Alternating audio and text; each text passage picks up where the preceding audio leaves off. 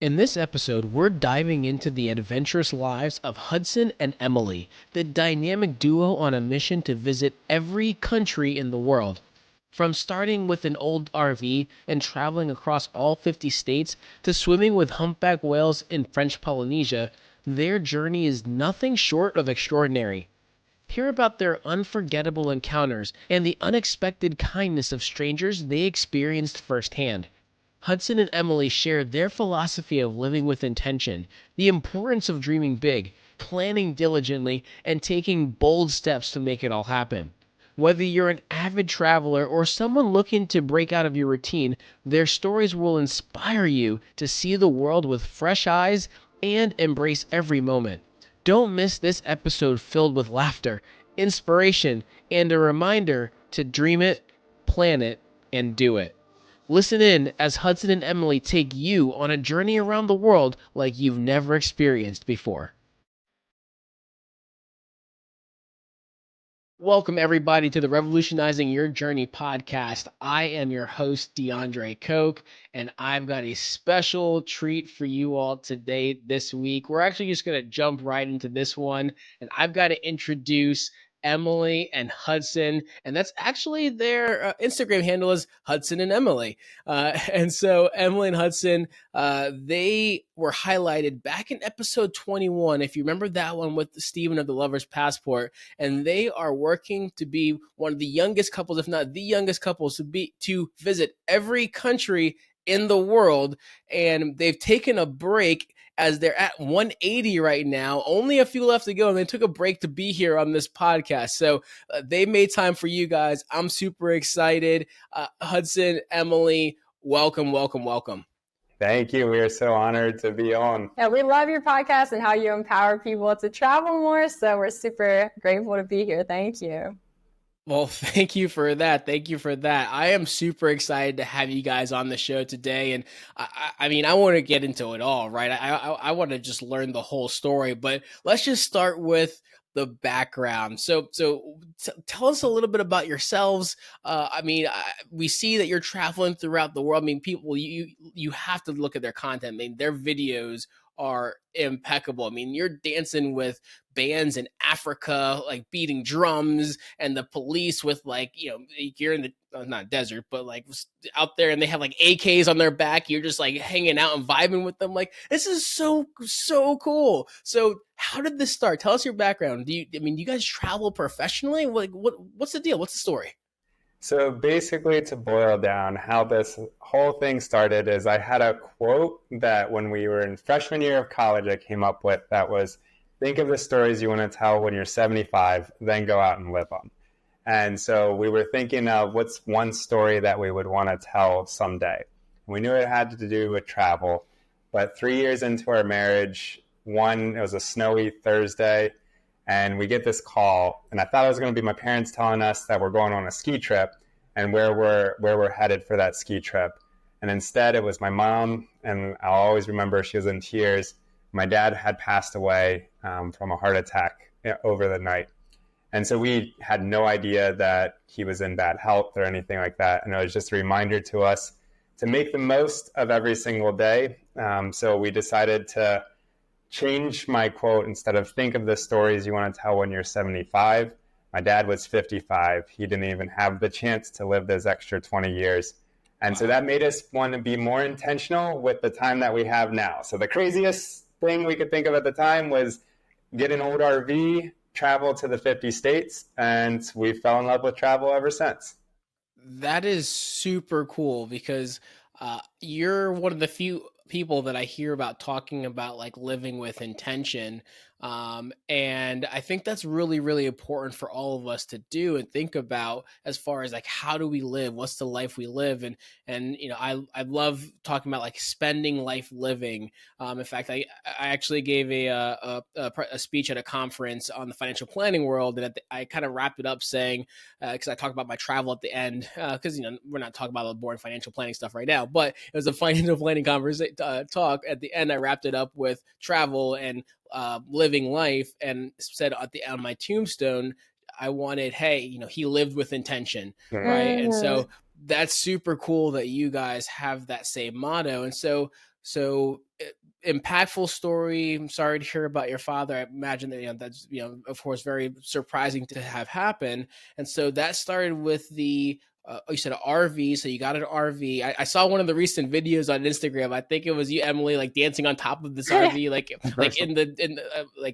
like a national park or something like that. So how was that experience, right? So, I mean, we went from all 50 states to global travel. So let's start first with the 50 states. How did the living in the RV side go? Was that eye-opening for you? Did you naturally fall right into it? I mean, I'm assuming there's a lot of lessons learned. Like how did that part of the experience go? When our neighbor heard about our plan, they said, well, this will be a very cheap form of marriage counseling for you. So it was a quick way to learn how to apologize quickly when we got in arguments, being together 24/7 in a small space. So starting out in an RV, we had no idea RV life or anything. We watched a lot of YouTube videos, but just an example of the first time we filled it with water, all of our pipes burst because they froze.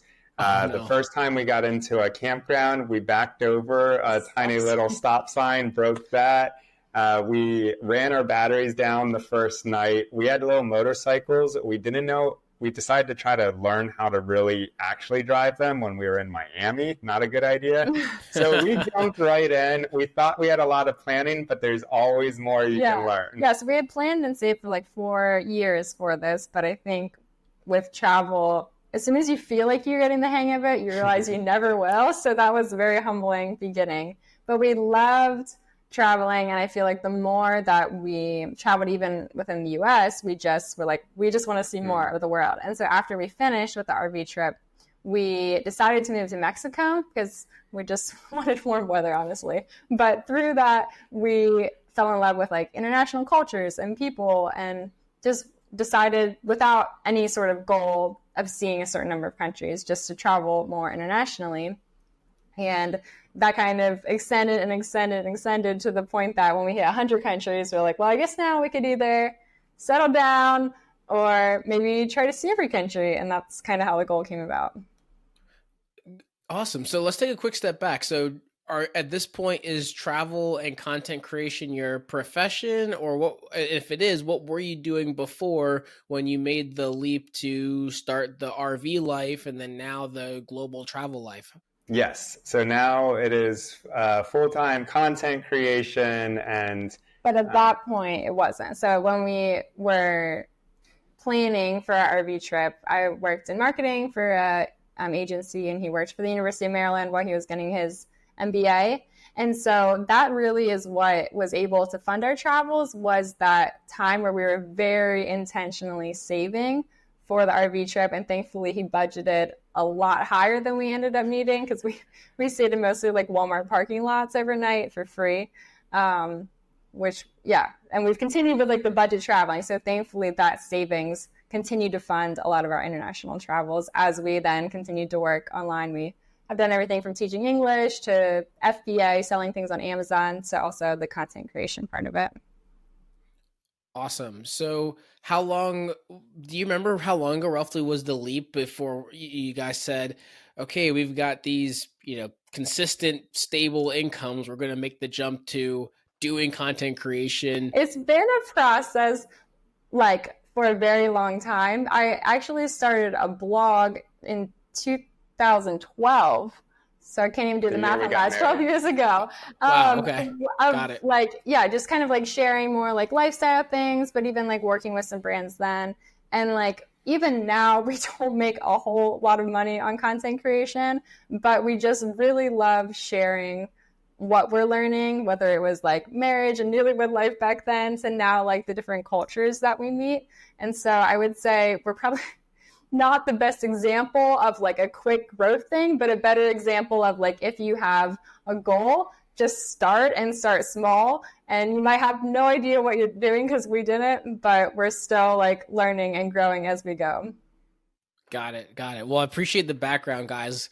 Let's get into what everyone's going to want to hear about and talk about the countries, the places, the trips. So would love to hear what's been, and I don't even know how easily this would be to just quantify because you've been to so many places, but what have been some of the most memorable, let's just start countries, some of the most memorable countries, then I'd love to go and to even drill down to stays, places, however you guys have done it. What's been the most memorable? So right now, what we're sharing online, and so we're reliving, is when we were in South Sudan. That was one of the most memorable because we camped with the Mandari tribe. They're also known as the cow tribe because they live in cattle camps. So our cattle camp had over 2,000 cattle. They are nomadic, so they travel with their cattle. And one of the biggest experiences that we'll forever remember is because they don't have water easily accessible, they will shower in cow urine. So there's always a cow that has to go, and so there's always a shower available. So while we were there, when in Rome, Em jumped right in. They said, "Do you want to do it?" And she was like, "Sure." And the Why guys, not? because it like dyes their hair orange, so they get like kind of like highlights in their hair, and it was an experience. It wasn't too bad. Trying to convince myself it was actually refreshing until it got into my eyes and mouth. Oh no. Okay. Got it. Well, I mean, that's an experience though. I mean, that's a story, right? I mean, that's a legitimate story. Okay. So not a lot of running water. So we bathed in cow urine. That's an experience. So how was the rest of so you said you were camping with them. So were you, was it in like a yurt or more of a teepee, or did you guys have your own camping gear? Like how did you find yourself really living amongst them? And how long was that for? So they sleep on either like the grounds or on like a wooden bench. We went with a tour company that like set up a tent for us. So there wasn't like water nearby, but we at least had a tent to sleep in. But yeah, we love just like connecting with people and learning about their culture. And that's not something that like necessarily we like had when we began traveling, but I think through travel and through being inspired by the kindness of people all around the world, it's made it like really change our hearts to like fall in love with people and like want to learn more about them. Got it. That's super cool. So you mentioned a tour company. I was really curious, these experiences that you're having. I didn't know, is it a company that's kind of helping connect you with these local groups and these different places you're going? Or do you reach out? I was very curious, like, how do you get to being amongst the police force in South Sudan, right? And hanging out with them, I'm very curious. How would someone go about doing something similar, or did you really kind of curate your own, your own path? So I would say probably about 95% of the countries that we go to, we just travel on our own. There are so many amazing resources through fellow travelers of people who have done it before, so we can see their experiences. But then if it is a more dangerous or unstable at the time country, then we go with a tour company or like what people call like fixers to be able to arrange things just to make sure that we aren't going into areas that we otherwise shouldn't be. And also to communicate with like people if they, like some of the tribes speak a language that isn't on Google Translate. And so that's really helpful to use Google Translate when we're in another country. But for certain places, you definitely need to have somebody to help you communicate. But most of the places, like West Africa, was actually it was a challenging but a fun experience. So we did road tripping pretty much all of West Africa through shared taxis and buses. And the coolest thing about that is you really get to meet so many people because they're just going about their daily life, and you all cram into like a 7-passenger van, but fit 15 people. So you're like this for like 7-8 hours together. And the coolest thing is that people go so far out of their way to help you, to look out for you. So I think a lot of times it's the negative experiences that get talked about and highlighted. But 9 times out of 10, definitely we have our negative experiences as well. But 9 times out of 10, it's been people who have been coming around us and helping us make those experiences so memorable. Inspiring, people's kindness to random strangers. That's super awesome. So let me ask you this. So what countries would you say surprised you of that you've been to so far, right? What countries surprised you the most? And let's go both positive and negative. So the one that you were super excited about and really let you down. And then on the other hand, you were just like, okay, we got to check this one off the list. And it really just blew your mind. One that surprised me in a good way was like a lot of Middle East and Central Asia. I feel like there were just continual times that people would invite us in. Like a specific example is in Afghanistan. We were in this remote area and I had to use the bathroom. And so our guide was like, well, what if we just stop here and ask this house? And like, okay. So they didn't seem like they had much, but not only did they say like, of course you can use our toilet, but they invited us for dinner. They were like, stay the night. And like, we didn't have the opportunity to, but like just the fact that complete strangers just knock on the door and it's like, you're fully welcome, just inspired us so much. And that was just one small story. We have like countless stories of Central Asia and Middle Eastern hospitality is definitely on another level. Yeah.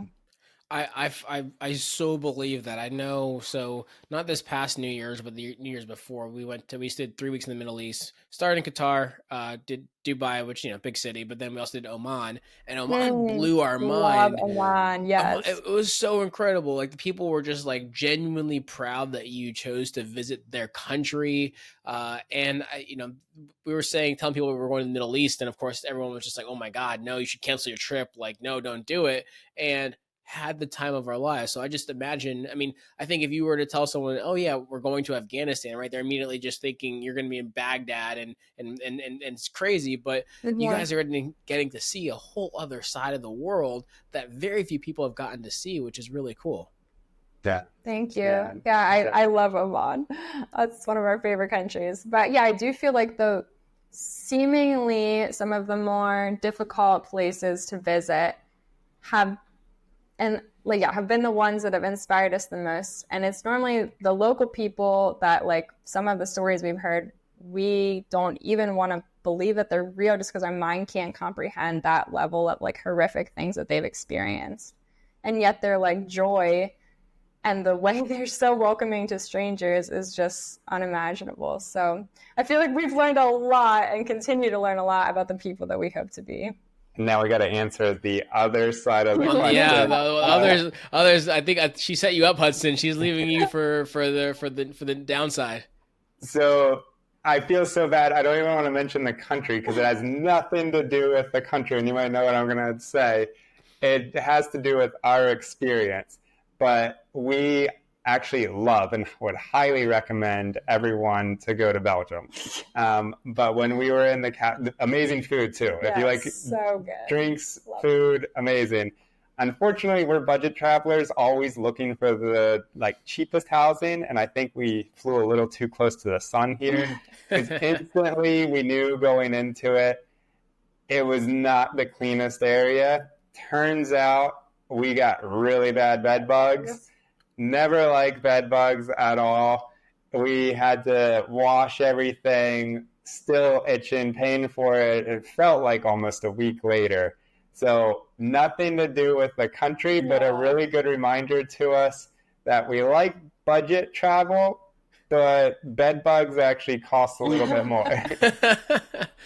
Got it. Okay, so go cheap, or budget, but not too cheap. So you gotta budget. Yeah. Not bad. Bed first.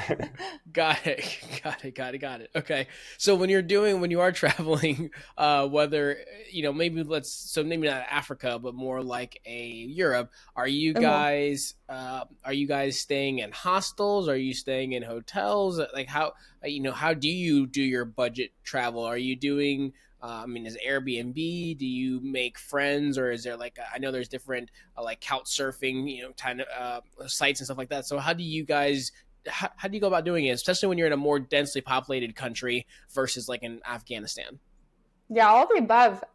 Booking.com is like our favorite resource. So normally it's like a hostel or a cheap motel from that. Also Airbnb, and we have done some couch surfing. And yeah, again, like in Switzerland, for example, we couch surfed the whole way through, and this one couple not only hosted us, but insisted on making dinner for us, which is not how it should work, but it was the most delicious dinner I've ever had in my life. Hey, it's DeAndre here, and we're going to interrupt this episode real quick to tell you about 2 great opportunities for all of you. First, join our private Facebook community to connect with fellow Points and Miles enthusiasts, get exclusive tips and updates, as well as get your questions answered directly by me and others in the community. And if you're looking to level up your Points and Miles skills, we've partnered with Lux Travel Hacks to offer you 50% off their online course that will teach you all the basics you need to know to learn how to travel in business or first class, all for less than you'd pay for economy. Don't forget to use the code BOLDLYGO at checkout. You'll find all the details and links to both of these in the show notes. Now, let's get back to our episode. So we only have a few countries left in the world. Which are the ones that are most exciting? And is it just, have you been kind of building up to a grand finale here? Or is it more so just the logistics of planning or the expense? Or has it just kind of been that it's worked out how it's worked out? So we are really super thankful that this past year, most of the most difficult logistics and also safety-wise countries we have checked off and been able to experience. So now we have 17 countries left. 11 of them are Pacific Islands. And then a country I'm really excited that I don't know how we haven't been to yet is China. We still have to visit there. And so really, really excited. But the coolest thing is we haven't yet been to the Bahamas. It's the only country in North America we haven't been to. So we're saving it because ideally it'd be amazing to save like a fun one for last. Got it. Okay. I was like, man, that's such a quintessential kind of easier country to get. I mean, yeah, super easy, but that makes sense. Have a nice martini or mojito on the beach there as you clink to checking off 197 countries. Yeah. Yes.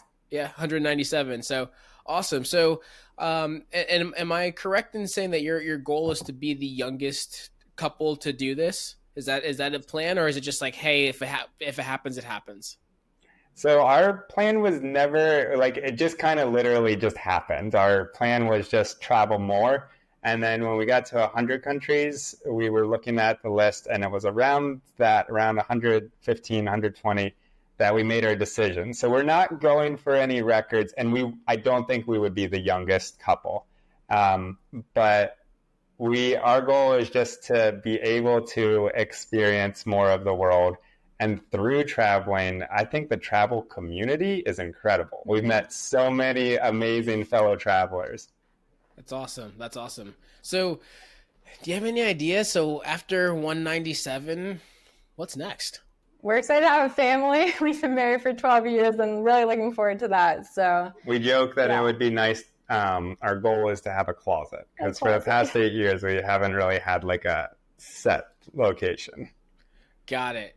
Okay, I think it's allowed for you guys to say you settled down after you visited every country in the world. I think that's an ample amount of time and experience to say that. So I do hope like Hud's quote, think of the stories you want to tell someday, then go out and live them. But that will continue and something that we can like share with our kids. And that's what we encourage everyone to do is like, it doesn't have to be traveling to every country. It doesn't have to be travel at all, but just like, what are those stories that you hope to tell someday? And then just taking like the small steps towards doing like the first step. Got it. Perfect. Well, let's actually get a little bit into the shift into the content creation side. So, I mean, your content's amazing, right? You're like, it's beautiful. It's great. The stories are amazing. I think the post that's pinned on your Instagram, I think it's from like July of last year or whatever, maybe it's like, hey, this is our goal, right? And you just have all the beautiful shots. So I'd love to hear more about how has that path gone for you? How do you continue to grow? And really, what do you foresee do you foresee content creation being what you'll continue to do full time, even as the kids come and different things like that? Or do you think you'll go back into more of the roles in marketing and kind of what you got your MBA for? Or is that's your past life and we're past that? That's a great question. I feel like we're still trying to figure out what like our next step would be, but we do love sharing what we're learning, whether that is like, yeah, marriage or travel or parenting. So that would be great if we could continue at least like a part to do that. Advice I would give is, and this is really helpful actually from the creator Passport, who you previously interviewed, and Lover's Passport. And they go way more into this in their course, but just like think about what value you're providing for other people.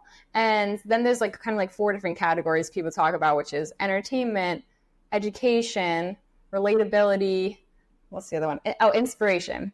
And so like your content might fall into one or all of those pillars, but like think for each like piece of content you're putting out, like what do I want people to get from this? And that's really helped and is continuing to help as we like think about the future of our content, like helped guide what we hope to put out. Because for us, it never was set out to become content creators. We just were sharing more so just like our journey more so with our family and stuff. And then a few years ago, afterwards, we were like, maybe we should be more intentional about that. And now we really want to look at like, now that we have been able to travel and gain this experience, what can we share with other people and provide value, like how you are doing such an amazing job through your podcast.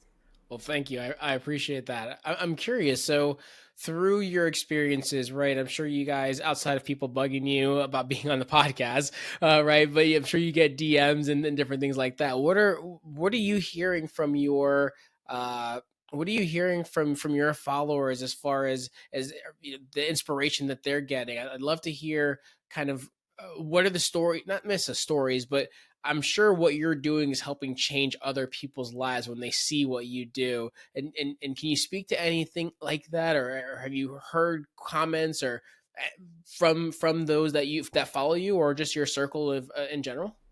That's so nice. Thank you. The thing that I would say, you want to talk, go ahead, but the thing that makes me most excited is when people say, like, this encouraged me to travel to, like, this place I would have been, like, too afraid to, or, like, talk to these people and have a different perspective, because I feel like that's something that we're learning, and so that's just naturally, like, what we shared, and it's so awesome that, like, people are impacted by that and able to connect with other people that they might not otherwise have tried.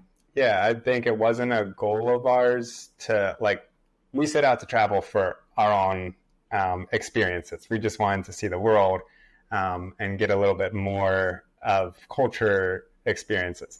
But through that, the biggest takeaway that keeps coming back to us is just the kindness of people. And I think often the only way that you hear about certain countries is through the news when something terrible happens. So it's easy in my mind even to think, well, then that country is extremely dangerous and like I don't have any connection with the people. And traveling to those countries, even if other people aren't able to ever experience it, we would love to be able to be a small glimpse into the amazing beauty of the country and the kindness of the people there. So that's kind of shifted into one of our side goals that we hope people get. And we keep hearing over and over again that people love when we share that aspect.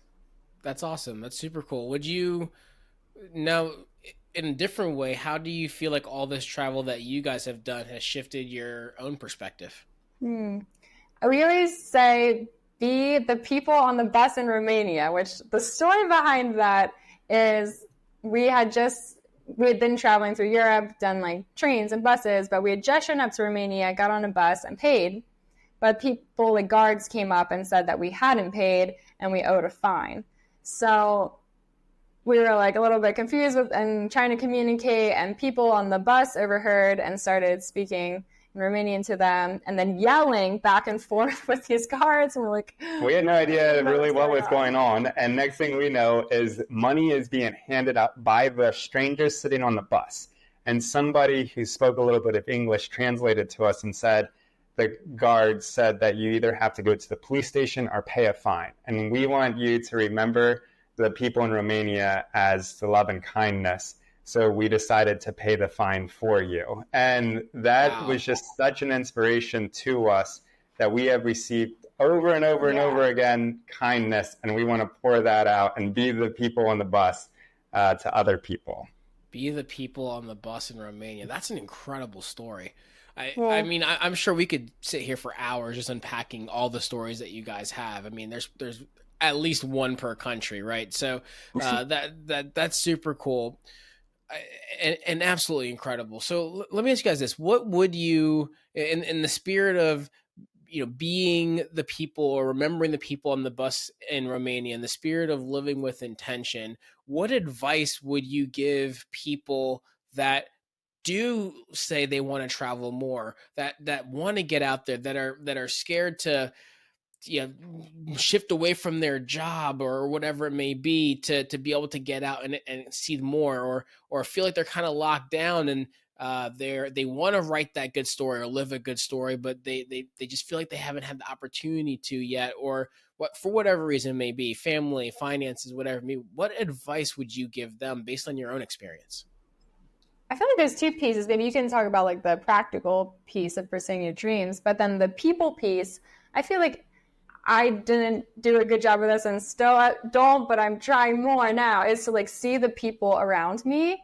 And so like it's just so easy to be like busy and like doing my to-do list that I like am going to the grocery store and like don't pay attention to the people around me. But like what could it mean if I just like took the time for someone, or was an encouragement or a small like thank you to somebody?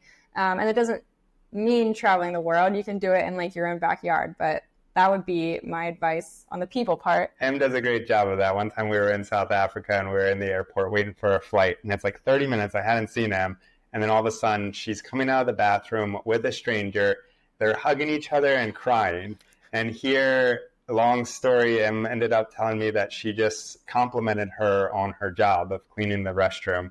And that led to a conversation, and she shared like her entire story. So Em does an amazing job of seeing the people around. I think I was just planning out our next country or something. But I think from a practical standpoint, as far as if you have a goal and you want to pursue it, I don't want to boil it down so simple, but a formula that has been so helpful for us to stay on track in any of our goals that we have set is 3 steps, which is dream it, plan it, do it. And it's so easy to complicate everything, but I think whenever we just say, okay, what's a stretch? Maybe not, we didn't start out saying we wanted to travel to every country, but we said we wanted to travel more. So the craziest thing we could think of was traveling to the 50 states. So we dreamed it, then we spent 4 years planning it, saving for it, and then eventually it just comes down to you can dream and plan all you want, but if you don't take that first step of doing it, it's never going to happen. And just repeating that over and over and over again has been what has helped us and reminded us like, hey, no matter how small, how big it is, whatever obstacles you have, you got to start by dreaming, planning, and then doing it. Wow. I love that. I love that so much. That is incredible. Okay. So dream it, plan it. Don't spend too long planning it because you still got to do it. Yeah. Exactly. Perfect. So question for you guys. So in these stints, so you said you saved for about 4 years before tackling the 50 states. How long was your entire endeavor in the visiting all 50 states and doing the RV life? How long was that whole stint? So it was supposed to be 1 year. We had it mapped out for 1 year. Ended up taking us about 2 years. And the great thing is because I had over budgeted, and then we basically stayed in Walmart parking lots, or we boondocked, which is like dry camping out in like the woods. We were able to spend far less than what I thought. So yeah, it's been 8 years, around 7 or 8 years since we left for the RV trip. Nice. And did that flow like immediately into the visiting more of the world side, or was there a decent sized year, 6 month, 2 year pause before really starting to venture out into visiting all the different countries? So I feel like this is a really great point too, is that you don't always have to have everything figured out, because after we finished the 50 states, we're kind of like, what do we want to do? And we realized we want to go experience another culture. So it was just supposed to be go spend a few months. We were going to live in Mexico for a while. It was warm, it was cheap, and it's amazing food. So we were sold on that. Yes. We had some money saved up. And that's when we started teaching English in Mexico. I just think I love how you inspire people through your podcast of like the similar thing of, okay, what is it that you want in life? And then go pursue it. You do an excellent job of inspiring people to do that. Thank you. I appreciate that. I'm just trying to grow up to be like you guys, right? Live a great story, plan well, or dream it, plan it, and do it. So that's the game there. So as we start to wrap up here, couple last questions for you. So in these stints where you have been traveling, I know you're back in the States here very, very briefly, but how long do you typically go at a time where you're visiting country after country? Is this a 1 month at a time, 6 months at a time, couple weeks at a time? Does it all completely vary? How do you usually map your time around for these different stays that you have, or as you've been traveling through these 180 countries? It's pretty rare that we're in the US. I would say it's normally about once or sometimes twice a year that we're back here, but otherwise it's full time. And so sometimes we'll take like a few week or month or so break to like take this work and planning time for the next leg. But yeah, we don't have a home base. I would love that someday, but right now we've just been full time. Again, we were able to capture you here just for the brief time, might be in between countries. So definitely appreciate your time here for sure. So let me ask you this. So what country is next? What is 181, maybe 182 going to be, if you know them yet, and if you want to share? Yep. We're really excited for the South Pacific. It's actually one of our favorite experiences, and we would highly recommend it, was in French Polynesia. We swam with humpback whales, and they're huge.